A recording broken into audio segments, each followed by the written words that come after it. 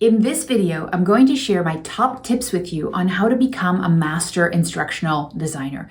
Now, these tips I've amassed over the past decade or so, putting on projects, delivering projects, working with stakeholders, working in corporate and academia, working as an independent consultant. And I didn't come up with these strategies. Some of them, actually, what I've done is I've been observing other people who I admire, who produce fantastic work, and I was asking them what they did, what strategies, what habits did they have that made them and brought them to where they were. And today I'm going to share those strategies with you. This one says, leverage your peeps. One of the things you really want to do when you're starting out, or if you want to really improve your work, is to share your work and get feedback from people who are your colleagues. Sometimes our stakeholders give us feedback, but it is a different kind of feedback. They don't know necessarily sometimes how to improve the piece of work. Sometimes they're very happy with the things we're producing. That's when you really start spotting the gaps. I had a project that I launched years back, and the stakeholder absolutely loved it. And then I had a colleague look at it, and the first thing that came out of their mouth was, what kind of, is this for a younger audience? Is this for children? And I was like, it's not. It's actually for 25-year-olds. And he's like, okay. And to me, I was like, man, nobody noticed that until he came in with this different perspective, because he actually worked with that demographic. That was a really good aha. From then on, I've had people who are either my equals or better look at my projects and actually give me feedback on them. Even if it's after the fact, it is still a valuable process because it teaches you so much. And those people are able to look at that work in a different way because they have the expertise, a different analytical perspective to be able to give you feedback versus your stakeholders or the people that you're training. Trust the numbers. This is also trust the data. To become a really good instructional designer, especially a masterful one, is to actually understand the numbers. And the numbers are twofold. The first one is to understand the numbers that you're getting from when you're delivering training. What kind of results are you seeing? That is what you should trust, not your emotions, not your feelings, not how people feel, not how people respond, if they're happy and if this is the best thing they've ever had. None of that really matters. Because at the end of the day, what matters is, did you help people change their behavior? Did people get a better outcome as a result of the things that you're doing? Happiness and satisfaction are one thing, but in order to see the real data and the real impact on the business, you want to gather better data. Now, you can live in a bubble and have that deliverable just be the one who focuses on that. But what you want to do is kind of step out to the bigger picture. And the bigger picture is understanding the numbers behind the business, understanding how what you're doing connects to the bottom line, connects to the vision that your business is trying to reach. And so then you become kind of the trusted advisor and the holistic kind of consultant that is able to see how the business is impacted. And to me, I got to tell you, people who reach that level, those people really contribute to the business. If you're somebody who kind of lives in their own department, you're not going to be as masterful at delivering valuable content if you don't see that. Enjoy. No, look instead.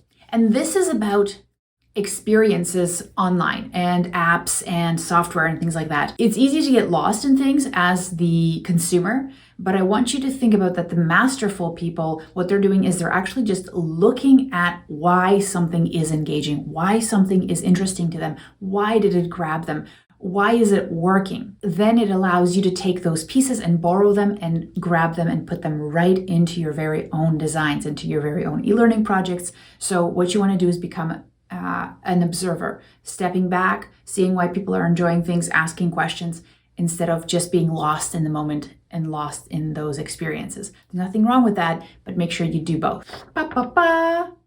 Boilerplate. Having several key experiences already laid out and working beautifully. So a master instructional designer is going to have those things kind of down. And then what happens is if somebody comes to you and they're like, we want this, you already have a really beautiful working boilerplate that you can use to basically use it as a jumping off point to create that experience. And those can be things like creating a beautiful interactive story, creating a scenario-based experience, creating a RISE template that is really well laid out and basically reinforces all of the best practices that you would when you're sharing content, especially when you're sharing content to mobile, because that's what something like Articulate RISE is really good at.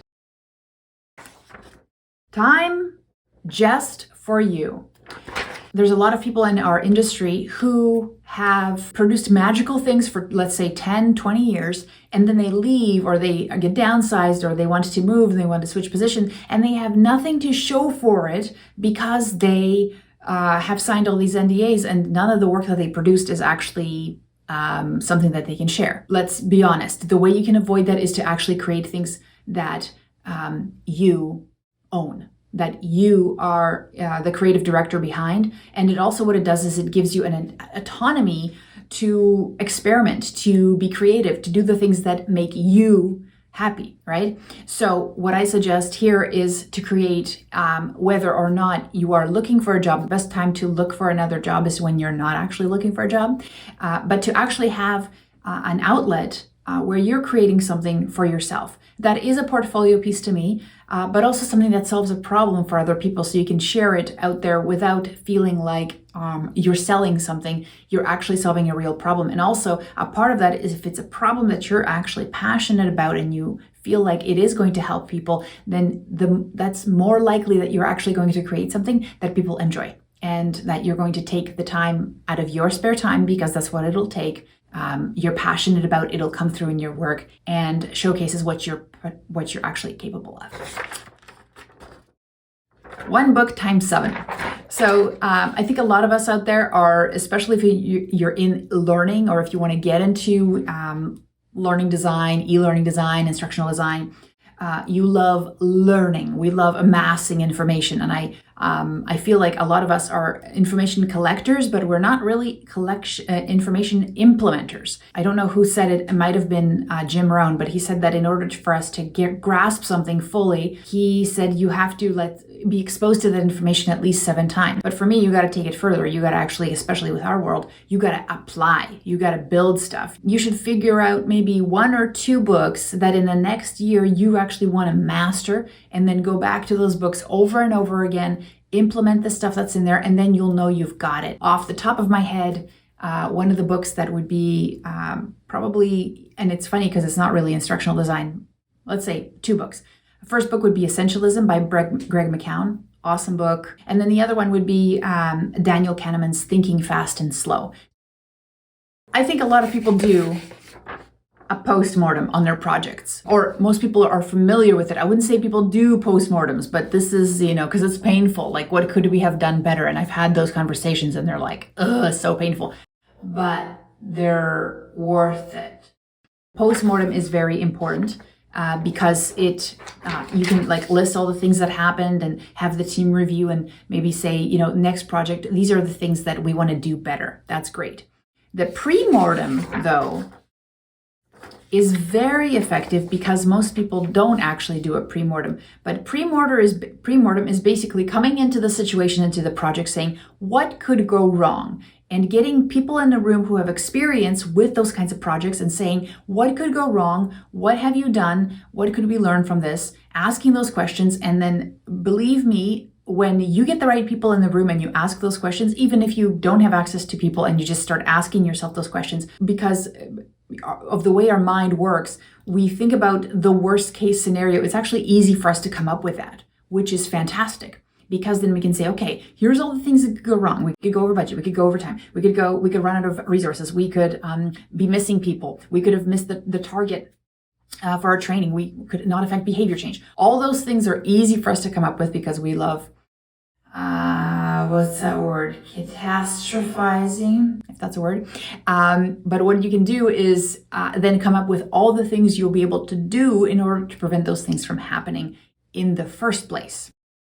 Swipe and model. So a swipe file, and this is something that comes up in if you're like a designer, designers have swipe files. A swipe file is basically you see something cool on the internet, you see some experience that's like awesome, resonates with you, and you're like, ooh, I love that, or that visual design, you're like, that's a great use of color or a great user experience, boom. What you're gonna do is you're just gonna like screenshot that and put it in a folder. It's gonna be like your swipe file of inspiration and things you wanna model. And then this is the important part, modeling, which is instead of coming up with brand new ideas, instead of coming up with, I'm just gonna be creative on this one.